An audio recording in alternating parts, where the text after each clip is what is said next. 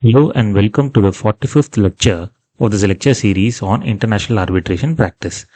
We started this lecture series way back in 2023, but for the past 1 year or so, we have not been able to upload the lectures. Now, we start this lecture series, or to be precise, we restart this lecture series once again with the critique of the decision of the Supreme Court in Disortho SAS versus Meril Life Sciences Private Limited, 2025 INSC 352. This critique is done in two parts or lectures. The first lecture discusses how the judgment falls in error by failing to clarify the distinction between the law of arbitration and the law of the arbitration agreement. The second lecture addresses the remaining portion of this judgment. This decision takes me back to almost 20 years back when arbitration practitioners and students in India used to track all arbitration judgments of Indian courts and post in various law blogs such as India Corp Law Blog, etc., critiquing those judgments. All those students and practitioners were young at that time, have now become experts in their own field. But all those critique played an important role leading to the Balco judgment in September 2012, which is a watershed moment for Indian arbitration law and was viewed as correcting the divergence from international position. After a long time, we see a decision of the Supreme Court in Disortho which requires such critique. The judgment in Disortho runs to 26 pages with only a 5-line paragraph, that is para 2, devoted to the arguments of both parties. What is missing in that decision is the set of counterpoints or arguments made by each party. Anyway, the judgment virtually starts with the arbitration clause in question and goes on to analyze the legal position. This is a petition filed under Section 11 of the Arbitration and Conciliation Act 1996 before the Supreme Court directly. 2 points are noteworthy. 1. Courts have regarded traditionally decisions under Section 11 as fact-specific and not as precedents. Secondly, this decision notes at para 34 that parties came to a consensus to appoint the sole arbitrator. We read para 34. However, during the course of the hearing, the learned counsel for both parties, Meril and Disortho, unanimously stated that should the present application under Section 11(6) of the Arbitration and Conciliation Act 1996 be allowed, the parties are agreeable to the arbitration being held in India. Furthermore, the parties have consented to the appointment of a sole arbitrator to adjudicate and decide the disputes in question. 35. In view of the consensus, we appoint Mr. Justice S.P. Garg, retired judge of the Delhi High Court, as the sole arbitrator. All the same, there is a caveat. In para 34, should the application be allowed?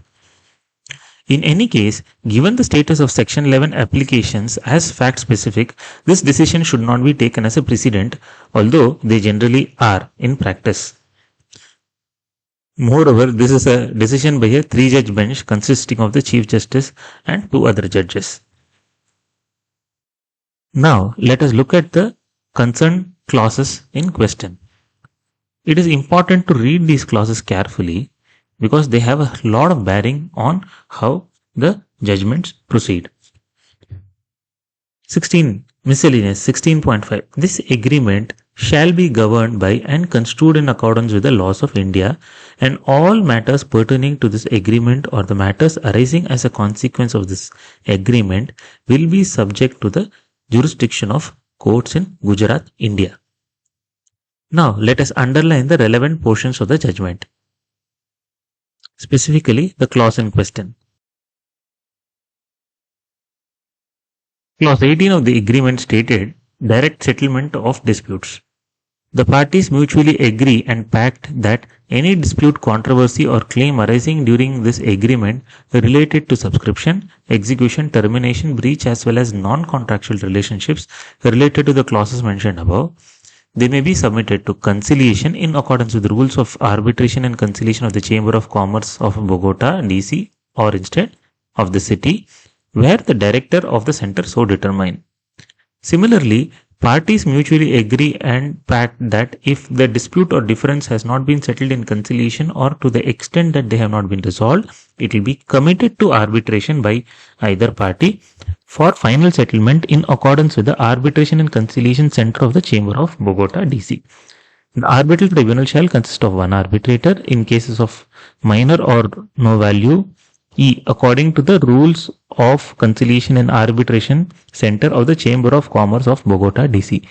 Also, in the event of greater amount, the Court of Conformity shall comply with the regulations of the Center for Conciliation and Arbitration of the Chamber of Commerce of Bogota, DC. With 3 arbitrators appointed by the center and by drawing lots, the arbitration will take place in Bogota, DC, on the premises of the Center of Conciliation and Arbitration of the Chamber of Commerce of Bogota, DC, or at the place where director of the center as determined in the city. The award shall be in law and standard, will be applicable Colombian law governing the mailer. Expenditure in the conciliation and arbitration proceedings shall be borne equally. A bare perusal of this arbitration clause would lead to some of the following conclusions. Place or seat is Bogota. The law of the arbitration would generally be the law of the seat, that is the Colombian law. Law governing the contract would be Indian law, and Indian courts would have exclusive jurisdiction over the subject matter, subject of course to the arbitration clause. Traditionally, where there is an exclusive jurisdiction clause and an arbitration clause, the exclusive jurisdiction clause has been regarded as subject to the arbitration clause. Drafters usually place the exclusive jurisdiction clause subsequent to the arbitration clause and use the phrase subject to clause so and so at the beginning of the exclusive jurisdiction clause for this purpose. Coming back to the agreement, the arbitration would have been as per the regulations of the Center for Conciliation and Arbitration in the Chamber of Commerce, Bogota. This question is fairly straightforward, but for the court, the issue was complicated for 2 reasons. In the court's own words.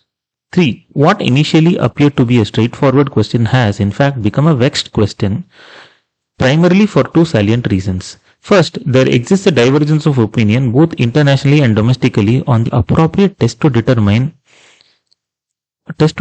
jurisdiction in a case of trans-border arbitration. This divergence stems from the interaction between 3 distinct legal systems which come into play when a dispute occurs. 1. Lex contractus, the law governing the substantive contractual issues. 2. Lex arbitri, the law governing the arbitration agreement and performance of this agreement. And 3. Lex fori, the law governing the procedural aspects of arbitration. These legal systems may either differ or align depending on the parties' choices. Furthermore, there may be internal splits within these legal systems such as for lex arbitri. Secondly, when contractual clauses conflict, as it is the case here, the resolution becomes legalistic and complicated. There are 2 problems with this observation by the court. 1. Indian jurisprudence as settled by various Supreme Court judgments clearly provide that where the place of arbitration is foreign, the Indian courts do not have jurisdiction under Part 1 of the Arbitration and Conciliation Act. In Indian law, the term place has meant the seat. Lex arbitri is not the law of the arbitration agreement. The court wrongly observed lex arbitri, the law governing the arbitration agreement and the performance of this agreement. Lex arbitri is not the law of the arbitration agreement. It is the law of arbitration. Redfern and Hunter, the popular commentary on international commercial arbitration, quote, Paul Smith Limited versus HS Holding Company Limited, 1991 to Lloyd's Law Report 127, where the English Commercial Code English Commercial Code made certain observations. This has been dealt with by Redfern and Hunter in their commentary under the heading, What is the Lex Arbitri? Note that this portion of Paul Smith was quoted by Disortho. What then is the law governing the arbitration? It is, as Martin Hunter and Alan Redfern, International Commercial Arbitration, page 53, trenchantly explain, a body of rules which set a standard external to the arbitration agreement and the wishes of the parties for the conduct of the arbitration. The law governing the arbitration comprises the rules governing interim measures, example, court orders for the preservation or storage of goods. The rules empowering the exercise by the court of supportive measures to assist the arbitration which has run into difficulties. Example, filling a vacancy in the composition of the arbitral tribunal if there is no other mechanism, and the rules providing for the exercise by the court of its supervisory jurisdiction over arbitrations. Example, removal of an arbitrator for misconduct. In various portions of Disortho, the SE is confused between lex arbitri and the law governing the arbitration agreement. Some of the examples where this confusion is apparent are given here. This divergence stems from the interaction between three distinct legal systems which have come into play when a dispute occurs.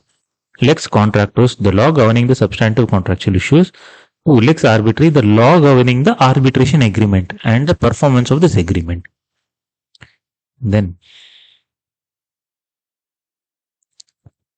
lex arbitri might be split into two components if the parties so desire, the law governing the agreement to arbitrate or the proper law of arbitration agreement. And then later in para 8, where the court says, while the parties may elect to differentiate between the lex arbitri, the law governing the arbitration agreement to arbitrate, and the law governing the arbitration itself. So, despite the caution by Stein J, the SE got confused between lex arbitri and the proper law of the arbitration agreement. However, there are parts of the judgment which make important points on the convergence between the law of arbitration and the law of arbitration agreement. The SE held they are inherently intertwined as a part and parcel of the lex arbitri. This is particularly apparent in matters such as the filling of vacancies within the arbitral tribunal or the removal of an arbitrator for misconduct. In this situation, the law governing the arbitration agreement and the law governing the arbitration overlap, as both are essential to the functioning and integrity of the arbitral process. Consequently, unless the parties have provided otherwise, it is prudent not to divide lex arbitri.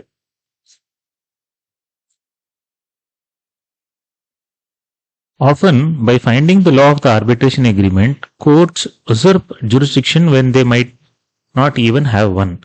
The Sulamerica decision is an example of this. Please see a comment on the Sulamerica judgment written about 13 years back in the link to this video. Disortho is no less. While the SE may be correct in identifying the common aspects of lex arbitri and the law governing the arbitration agreement, lex arbitri is the law governing the arbitration and lex loci arbitri refers to the law of place of arbitration. More on the judgment in the next post.